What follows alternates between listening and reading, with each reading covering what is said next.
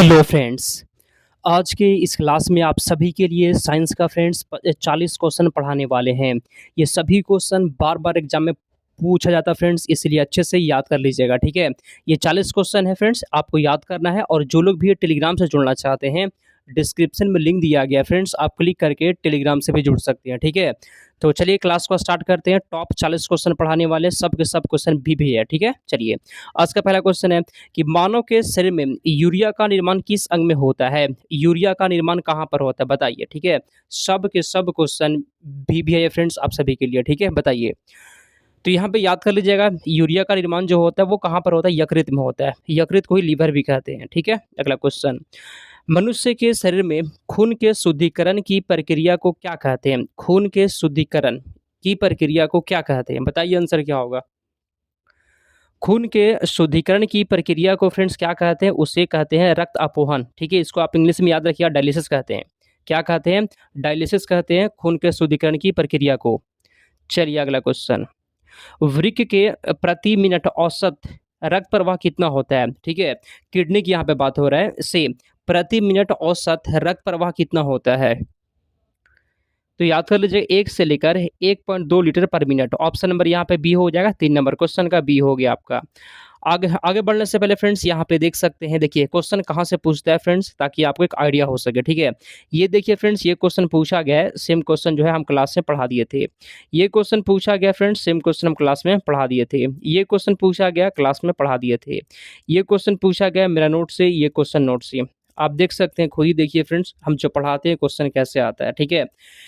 और अच्छा तैयारी करना चाहते हैं तो आप नोट्स ले लीजिए फ्रेंड्स। नोट्स लेने के लिए व्हाट्सएप पे मैसेज करना है, 149 रुपये में नोट्स मिल जाएगा। देख सकते हैं कैसे नोट्स से क्वेश्चन आता है, अभी और प्रूफ दिखाएंगे आपको।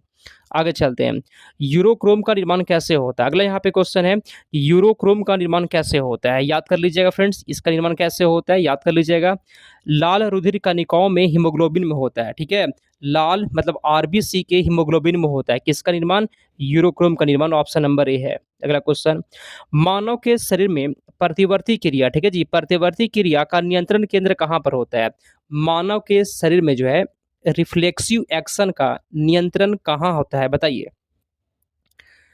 चलिए, इसका जो नियंत्रण होता है जी रिफ्लेक्सिव एक्शन का, कहाँ पर होता है? मेडुला ऑब्लिगेंटा में होता है फ्रेंड्स। ऑप्शन नंबर ए हो जाएगा। अगला क्वेश्चन, हृदय की धड़कन हृदय की धड़कन की गति किसके द्वारा बढ़ती है? हृदय की धड़कन की जो गति होता है किसके द्वारा बढ़ती है बताइए। तो फ्रेंड्स यहाँ पे 6 नंबर क्वेश्चन का हो जाएगा, अनुकंपी तंत्रिका द्वारा बढ़ती है। अगला क्वेश्चन, शांतवा, प्रेरक कौशल मतलब मोटर स्किल मस्तिष्क के कौन से भाग से संबंधित है? मोटर स्किल जो होता है ना, मोटर स्किल, ये मस्तिष्क के कौन से भाग से संबंधित है? 7 नंबर क्वेश्चन का बताइए। तो फ्रेंड्स यहाँ पे आंसर आपका हो जाएगा ललाट भाग से, इसको ऑप्शन नंबर ए हो जाएगा, ठीक है। आगे चलते हैं हम लोग 8 नंबर, मानव के मस्तिष्क का सबसे बड़ा भाग कौन है? ठीक है, मानव का जो फ्रेंड मस्तिष्क है ना, इसका सबसे बड़ा भाग 8 का बताइए आंसर। मानव के मस्तिष्क का सबसे बड़ा भाग कौन सा है जी? तो यहाँ पे फ्रेंड्स आपका हो जाएगा, कमेंट करिए मानव के मस्तिष्क का सबसे बड़ा भाग।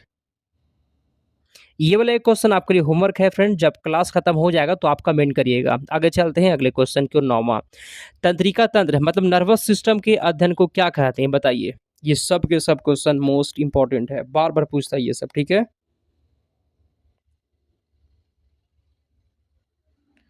यहाँ पे क्वेश्चन बोला बोला गया फ्रेंड्स कि नर्वस सिस्टम के अध्ययन को क्या कहते हैं? तंत्रिका तंत्र के अध्ययन को। तो 7 नंबर क्वेश्चन, 9 नंबर क्वेश्चन का हो जाएगा, बताइए आंसर।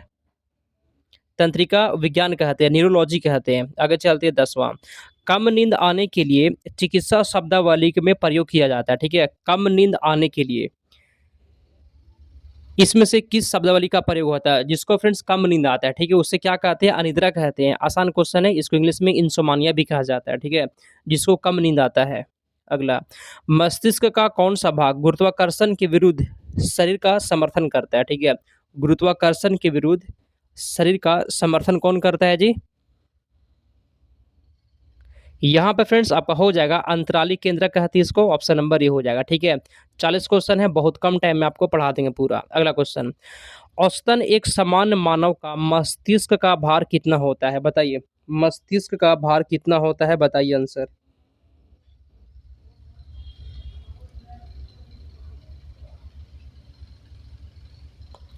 तो यहाँ पे 12 नंबर क्वेश्चन का हो जाएगा 1.36 किलो, ऑप्शन नंबर ए हो जाएगा। ठीक है, आगे चलते हैं।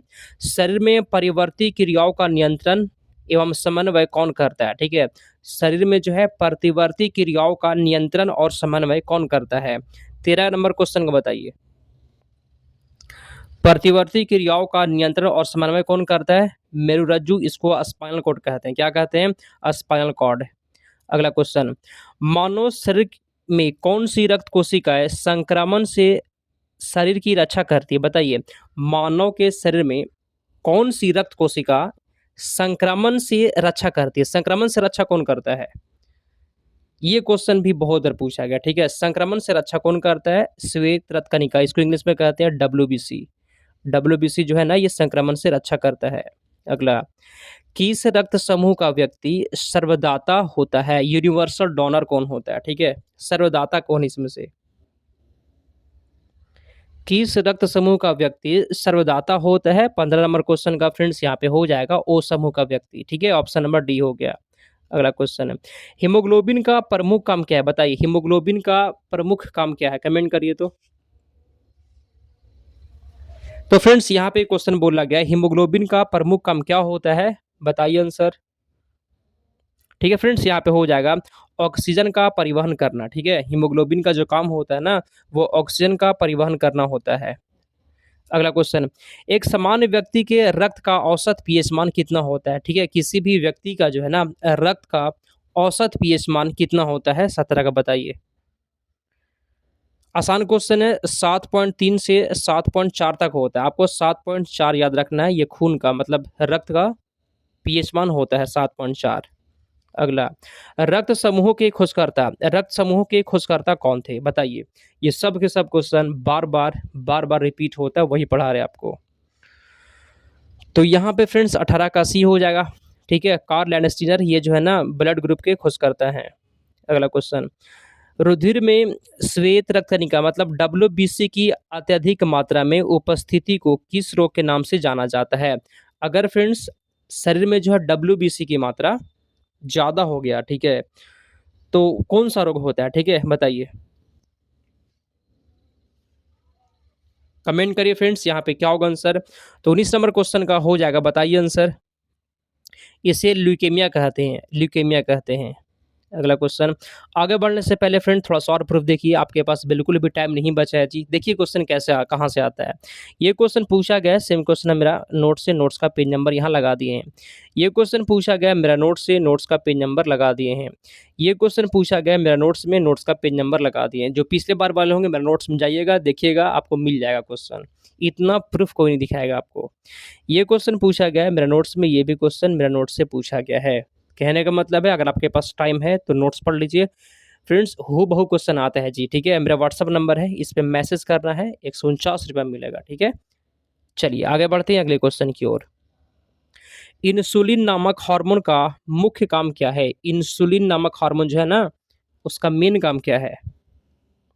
बहुत ही टॉप क्वेश्चन, बताइए आंसर। तो यहाँ पे फ्रेंड्स 20 नंबर क्वेश्चन का हो जाएगा, रक्त में शर्करा की मात्रा का नियंत्रण, आंसर यहाँ पे बी हो जाएगा। ठीक है, अगला क्वेश्चन, रक्त में ग्लूकोज का स्तर किस में व्यक्त किया जाता है? ग्लूकोज का स्तर जो है किस में व्यक्त किया जाता है? 21 का बताइए। रक्त में ग्लूकोज का स्तर किस में व्यक्त किया जाता है? 21 का बताइए आंसर। रक्त में ग्लूकोज का जो स्तर होता है जी, आंसर यहाँ पे हो जाएगा मिलीग्राम प्रति डेसीलीटर में। ठीक है, ऑप्शन नंबर बी हो गया। अगला, जैविक प्रक्रिया को तेज करने में कौन सा पदार्थ उत्तरदायी होता है? हार्मोन, विटामिन, एंजाइम या फिर खनिज? कमेंट करिए आंसर यहाँ पे। ठीक है, तो फ्रेंड्स ये सब क्वेश्चन बनाने में बहुत मेहनत लगता है जी। एक लाइक और चैनल को सब्सक्राइब जरूर करिएगा। ठीक है, टेलीग्राम से भी जुड़ जाना है, कोई भी अपडेट आपको टेलीग्राम पे ही देते हैं। ठीक है, एक लाइक जरूर करिएगा। तो यहाँ पे 22 नंबर क्वेश्चन का हो जाएगा option number C enzyme, option number यहाँ पे सी हो जाएगा। अगला, लाल रक्त कणिका मतलब आरबीसी शरीर के किस अंग में नष्ट हो जाती है? आरबीसी कहाँ पर नष्ट हो जाती है बताइए? आरबीसी जो है फ्रेंड्स ये नष्ट हो जाती है पलीहा में, ऑप्शन नंबर बी हो गया। अगला क्वेश्चन, मानव के शरीर में लाल रक्त कणिकाओं की संख्या में वृद्धि कब होती है? आरबीसी की संख्या में वृद्धि कब होती है? 24 का बताइए आंसर। आरबीसी की संख्या में वृद्धि कब होती है? याद कर लीजिएगा, अत्यधिक ऊंचाई में जाने पर। ठीक है, ऑप्शन नंबर ए हो जाएगा। चलिए, आपके पास उतना टाइम नहीं बचा है फ्रेंड्स, कोशिश करिए कि कम टाइम में ज़्यादा क्वेश्चन पढ़ें। चैनल को जरूर सब्सक्राइब कर लीजिएगा, सब के सब क्वेश्चन भी है, ठीक है। अगला, एनीमिया रोग किस पोषक पदार्थ की कमी के कारण से होता है? एनीमिया जो रोग है ना, एनीमिया वह किसकी कमी से होता है? 25 का बताइए, एनीमिया किसकी कमी से होगा जी? तो यहाँ पे हो जाएगा फोलिक एसिड की कमी से एनीमिया होता है, ऑप्शन नंबर बी हो जाएगा। अगला क्वेश्चन, मानव शरीर की सबसे बड़ी धमनी कौन सी है? सबसे बड़ी धमनी कौन सी है? 26 का बताइए। मानव के शरीर की सबसे बड़ी धमनी कौन सी है? महाधमनी, ऑप्शन नंबर यहाँ पे बी हो गया। ठीक है फ्रेंड्स, याद कर लीजिएगा, महाधमनी सबसे बड़ी है। अगला, रक्तचाप मापने के लिए किस उपकरण का प्रयोग किया जाता है? बताइए आंसर। रक्तचाप मतलब ब्लड ब्लड प्रेशर को मापने के लिए किसका प्रयोग होता है?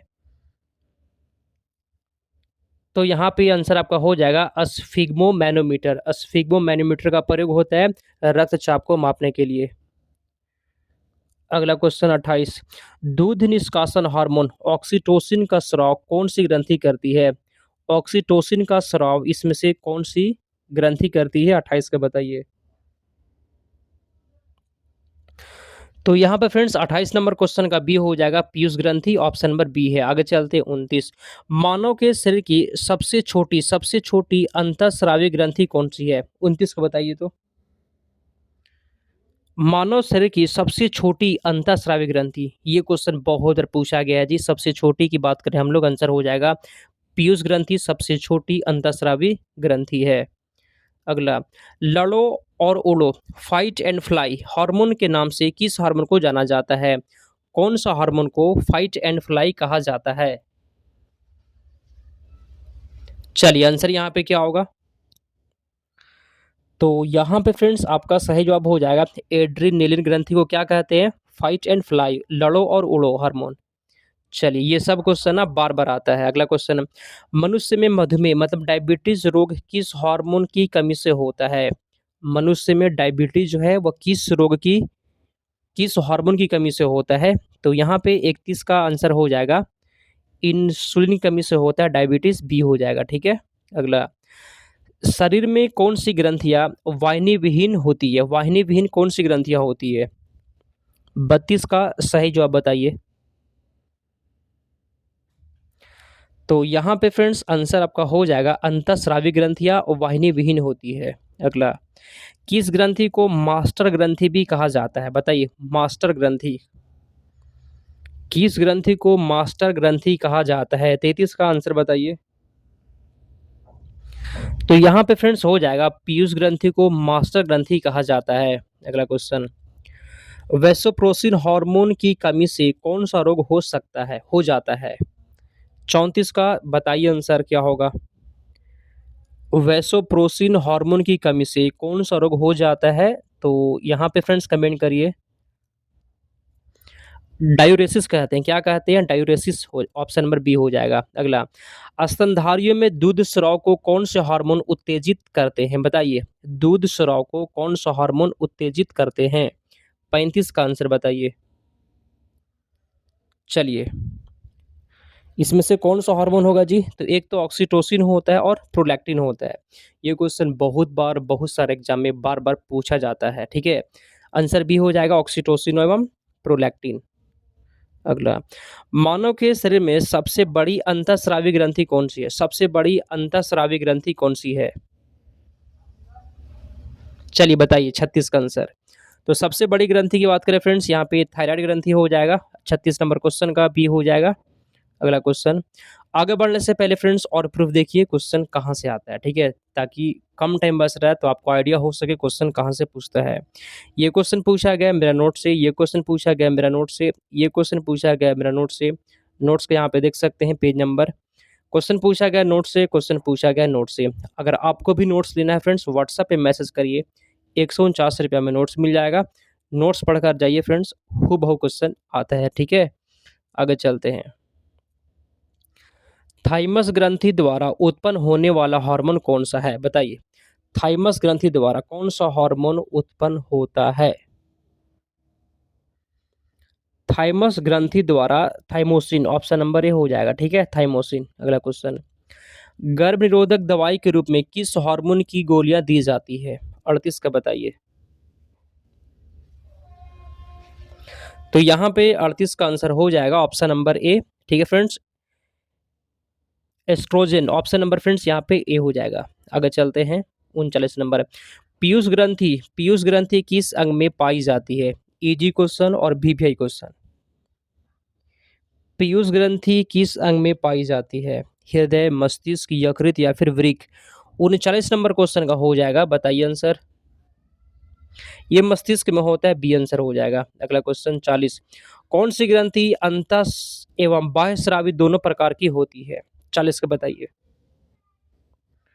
कौन सी ग्रंथि अंतः एवं बाह्य स्रावी दोनों प्रकार की होती है? 40 नंबर क्वेश्चन का कमेंट करिए।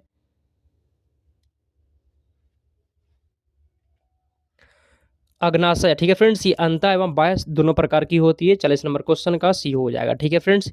ये वाला क्वेश्चन आपके लिए होमवर्क है कि कौन सा वर्णक मानव की त्वचा को रंग प्रदान करता है, ये वाला आपके लिए होमवर्क है। और सुनिए फ्रेंड्स, आपको बताते हैं 40 में से कितना सही कर दिए हैं, कमेंट करिए और नोट्स को जरूर ले लीजिएगा, ठीक है? हूबहू नोट से क्वेश्चन आता है, ठीक है? टेलीग्राम से जुड़ना होगा तो डिस्क्रिप्शन में लिंक है, आप क्लिक करके जुड़ सकते हैं। तो चलिए हम लोग इस क्लास को समाप्त करते हैं।